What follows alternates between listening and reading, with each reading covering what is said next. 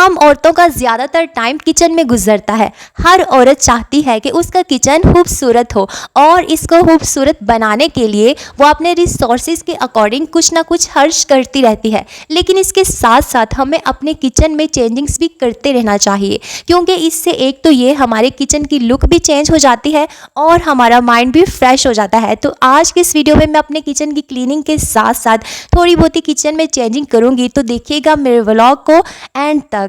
आई hope कि आप इससे बहुत कुछ सीख सकेंगी। अस्सलाम वालेकुम everyone, welcome to my channel Zia Saad vlogs. I hope कि मेरी यूट्यूब फैमिली बिल्कुल ठीक ठाक होगी, फिट फाट होगी। तो स्टार्ट करते हैं आज का व्लॉग। आज का जो व्लॉग है वो मेरे किचन से रिलेटेड है और मैंने आज किचन में चेंजिंग करनी थी। नंबर एक कि मेरे ज़्यादातर मोस्टली जो व्लॉग्स है ना उसमें आपको किचन नज़र आता है और किचन में ये सामने जो एक घी का मैंने कंटेनर रखा हुआ है मेरे हर व्लॉग में, क्योंकि चूल्हे के साथ वाली ये जो चीज़ है यहाँ पे मैंने जो शीट लगाई है, मोस्टली ना जब मैं कुकिंग कर रही होती हूँ तो यही चीज़ें सामने आ रही होती हैं। तो आज मैं चाह रही थी कि मैं थोड़ी सी किचन में चेंजिंग करूँ ताकि वीडियो में मेरी जो लुक है वो भी थोड़ी सी चेंज हो। तो मैंने उसके लिए ना पहले ये जो ब्लैक वाला जो मैंने शीट से कवर किया हुआ है ना, इस ऑर्गेनाइज़र के अंदर मैंने पहले जो है वो रखे हुए थे स्पून होल्डर जो है वो रखा हुआ था। लेकिन अब इसमें मेरा प्रॉब्लम भी था, वो ये कि अगर जो मेरा ऑयल कंटेनर है ना वो मैंने सेपरेट रखा हुआ था और जो मेरा घी वाला कंटेनर है वो मैंने सेपरेट रखा था। तो दो डिफरेंट तरह के ऑर्गेनाइज़र में मैंने इन दोनों को सेपरेट रखा था। तो ऑयल आपको पता है जितना भी आप उसको कवर करें, नीचे कुछ बिछा ले, लेकिन फिर भी जो ऑयल के स्टैंड्स होते हैं ना वो नीचे लग जाते हैं। तो इस तरह से जो मेरे दोनों ऑर्गेनाइज़र थे वो गंदे हो जाते थे। तो मैंने सोचा कि मैं क्यों ना इन कंटेनर को, ऑयल और जो घी है, इनको एक ही ऑर्गेनाइज़र में रख देती हूँ। तो मैंने इस तरह से इस ऑर्गेनाइज़र के अंदर मैंने ऑयल भी इकट्ठा कर दिया और मैंने जो घी है वो भी कर दिया।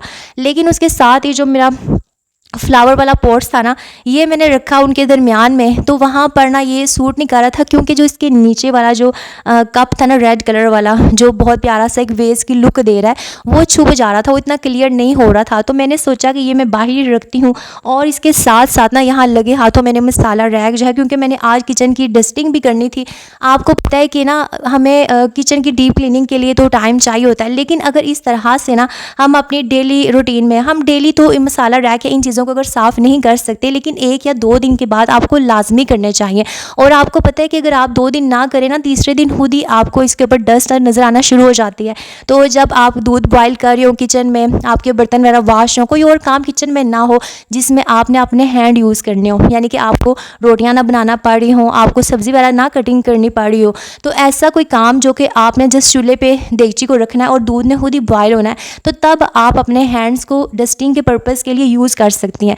तो जैसे मैंने ना यहाँ पर लगे हाथों मसाला रैक को भी साफ़ कर दिया, काउंटर टॉप को भी साफ़ कर दिया, और यहाँ पर जो उस ऑर्गेनाइज़र में चीज़ें थी वो मैंने इधर रख दी और जो इधर थी ना इनको मैंने उधर रख दिया।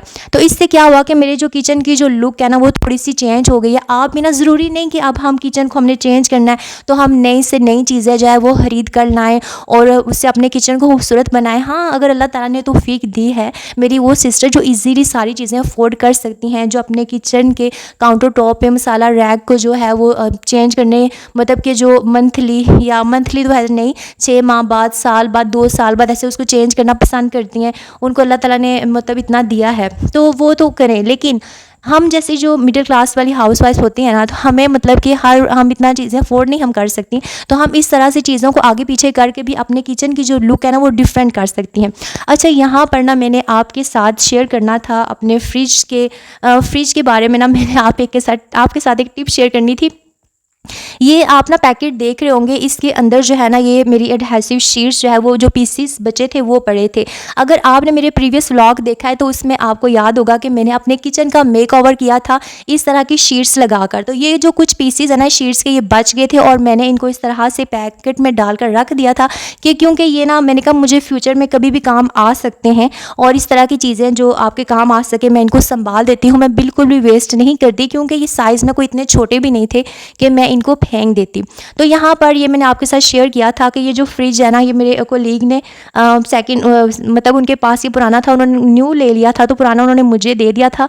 तो यहाँ पर ना बहुत ज़्यादा इसको ये जंग लगा हुआ था, और फिर इसकी वजह से ना जब आप फ्रिज को ओपन करते थे तो फिर बंद करने में भी इसको प्रॉब्लम होती थी, सही बंद नहीं होता था। तो उसके लिए तो मेरे हस्बैंड ने ना ये लॉक लगवाया था, जैसे दरवाज़ों में जो पहले नहीं लगती थी कुंडियाँ, या जो कहते हैं उसको चुटकियाँ, या इस तरह से कुंडी वगैरह, मेरे हस्बैंड ने वो लगवा दी थी। लेकिन अब ये था कि ये जो जंग सामने नज़र आ रहा था ना, ये देखने में इतना अच्छा नहीं लग रहा था। तो उसके लिए मेरे माइंड में आइडिया आया कि मैं क्यों ना यही शीट यूज़ करूँ और मैं इसको इस तरह से कर लूँ कवर।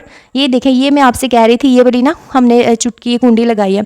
तो मैंने ना वो शीट जो वो लेकर मैंने जंग को कवर कर दिया। अब नीचे वाले एरिया में तो मैंने लगा दिया था, लेकिन जो ऊपर वाला एरिया था ना, उस पर मैं अकेले नहीं लगा सकती थी। उसके लिए मुझे अपने हस्बैंड की हेल्प की ज़रूरत थी, क्योंकि मैंने वीडियो भी बनानी थी, इस कैप्चर करना था, और साथ यहाँ से ना हमने इसको भी निकालना था। तो इस वजह से ना मैंने फिर अपने हस्बैंड की थोड़ी सी हेल्प ली और मैंने इस तरह से यहाँ इसको लगा लिया। बाकी का जो हाफ पार्ट है ना, फिर वो चले गए शॉप पे, वो मुझे खुद अकेले ही लगाना पड़ा। तो ये वाला जो पार्ट है ये तो नीट सही लगा है, लेकिन जो दूसरा है ना वो थोड़ा सा उसमें प्रॉब्लम हो गई थी, वो इतना नीट नहीं लगा। लेकिन शुक्र है जो पहले देखने में जो जंग है वो इतना बुरा लग रहा था, उससे कहीं दर्जे ये बेहतर था।